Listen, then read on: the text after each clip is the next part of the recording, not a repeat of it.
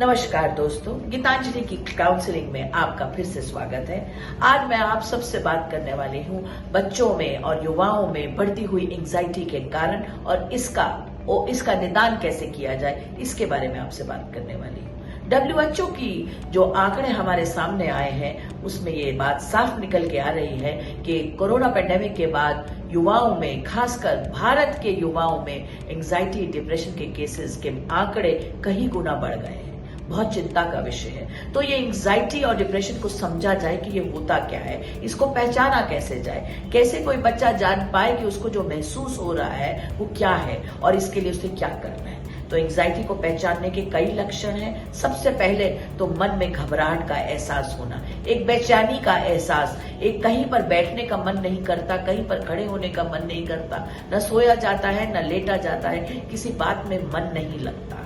दूसरा, चक्कर आना, उल्टी जैसा महसूस करना, भूख भी लगना लेकिन कुछ खाया ना जाना, अनमना सा मन होना, नींद ना आना, नींद बहुत ज्यादा आना या सारी रात छत को देखते रहना, फिर बहुत ज्यादा पानी पीना या गला सूखना, पसीना आना, हाथ पांव ठंडे हो जाना, कई बच्चों में तो हमने लो बीपी भी देखा है। सोच भी बहुत सी नेगेटिव हो जाती है, नकारात्मक सोच से सोचने लग जाते हैं, ओवर थिंकिंग करते हैं, रेपिटेटिव बार बार एक ही बात के बारे में सोचते चले जाना और जितना ज्यादा उसके बारे में सोचते हैं सारा नेगेटिव ही सोचते हैं। तो इस तरह के कुछ भी बिहेवियर पैटर्न आपको अपने अंदर दिखाई देता है, किसी दोस्त मित्र में दिखाई देता है, तो समझ लीजिएगा वो एंजाइटी से ग्रस्त है और उसे मदद चाहिए। अब मदद कैसी हो सकती है?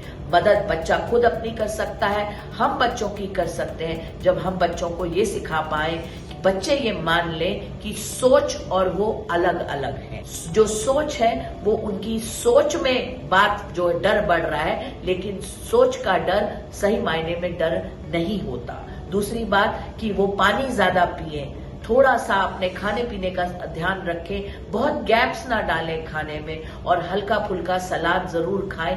मिर्च मसाले का खाना अवॉइड करें जब एक बेचैनी महसूस करते हैं। सोने से पहले कम से कम 2 घंटा पहले खाना खा लें। थोड़ी फिजिकल एक्टिविटी अपनी बढ़ा दें।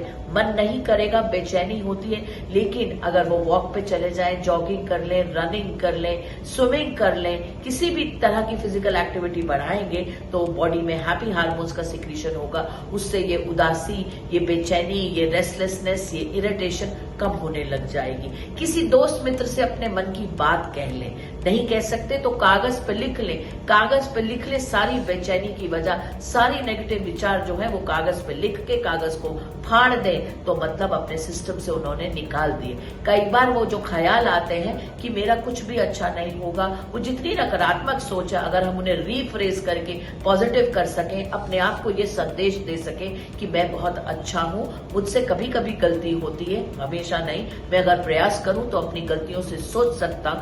इस तरह की पॉजिटिव सेल्फ टॉक अगर बच्चे अपने आप से करने लग जाएंगे, सीख जाएंगे। आखिरी में एक बात कहूंगी कि डीप ब्रीदिंग एक्सरसाइजेस, कुछ योगा आसन, फोकस कर सके, क्योंकि एंजाइटी में अक्सर फोकस करने की एबिलिटी कम हो जाती, ध्यान केंद्रित करना मुश्किल हो जाता है। तो कोशिश कीजिए कि आप हल्के फुल्के आसन से, प्राणायाम से अपने सांसों पे नियंत्रण करना सीखते हैं, अपने सांसों को एकाग्र करना सीखते हैं, जिससे कि आप अपनी एंजाइटी को भी, अपने तनाव को भी दूर कर सकेंगे और जीवन को हल्के फुल्के ढंग से अपने जीवन की एक नई जीवन शैली बनाकर जी सकेंगे। तो मैं आशा करती हूँ दोस्तों कि आपको ये टिप्स से कोई ना कुछ फायदा जरूर होगा। तो अगले हफ्ते आपसे मिलते हैं काउंसलिंग के एक नए विषय के साथ, नई टिप्स के साथ। बहुत बहुत धन्यवाद। चैनल आई ऑफ ट्रुथ को सब्सक्राइब कीजिए YouTube पर, इसे फॉलो कीजिए Facebook पर, Instagram पर, Twitter पर और कू पर। हमारे चैनल के बारे में फीडबैक देने के लिए हमें मेल कीजिए ioftruth.6@gmail.com पर।